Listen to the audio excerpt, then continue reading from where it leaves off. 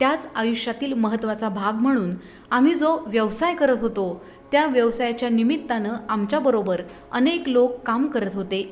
यामध्ये रुपाली नावाची एक मुलगी DTP ऑपरेटर म्हणून आमच्याकडे काम करत होती। एके दिवशी ती माझ्याकडे आली आणि तिने मला श्रीपाद श्री वल्लभ चरित्रामृताविषयी सांगितलं। मी ते ऐकलं आणि कामाच्या नादात पुढे विसरूनही गेले। पुढे 2-3 दिवसांनी तिनं स्वतः तो ग्रंथ आणला आणि माझ्या हातात ठेवला आणि मला म्हणाली, तुम्ही हा ग्रंथ वाचा, खूप विस्मयकारक आहे। मी तिच्या त्या शब्दावरती विश्वास ठेवला आणि अनुक्रमणिका वाचून पहिला अध्याय कधी वाचून संपवला हे देखील मला कळलं नाही। पुढे जसा वेळ मिळेल, जिथं जागा मिळेल तिथं बसून मी तो ग्रंथ वाचला।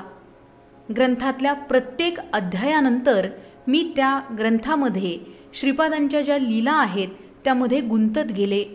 श्रीपादांच्या लीलाच इतक्या अद्भुत आहेत की त्यातून सहजासहजी आपल्याला सुटता येत नाही। खरं तर याआधी श्री दत्तगुरूंचे काही अवतार आहेत हे देखील मला माहिती नव्हतं।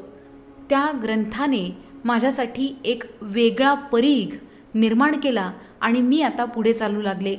दत्त महाराजांचा प्रथम अवतार श्रीपाद श्री वल्लभ यांच्या लीला वाचताना मी इतकी गुंग होऊन जायची की मला भानही नसायचं की आपण कुठे आहोत।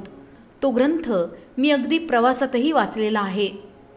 पुढे अगणित वेळा त्याची पारायण झाली। साधारणपणे 2 वर्ष कुठलाही खंड न पडता सद्गुरूंनी माझ्याकडून तो ग्रंथ वाचून घेतलेला आहे।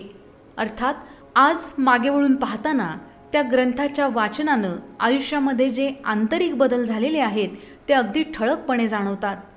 या ग्रंथाचं वेड इतकं लागलं होतं की त्याचं वाचन करत असताना एक विशिष्ट पद्धत किंवा काही नियमावली देखील मी पाळलेली नव्हती। अर्थात यानं फारसं काही माझं नुकसान झालं नाही, पण भक्तीमध्ये सहजता मात्र नक्की आली।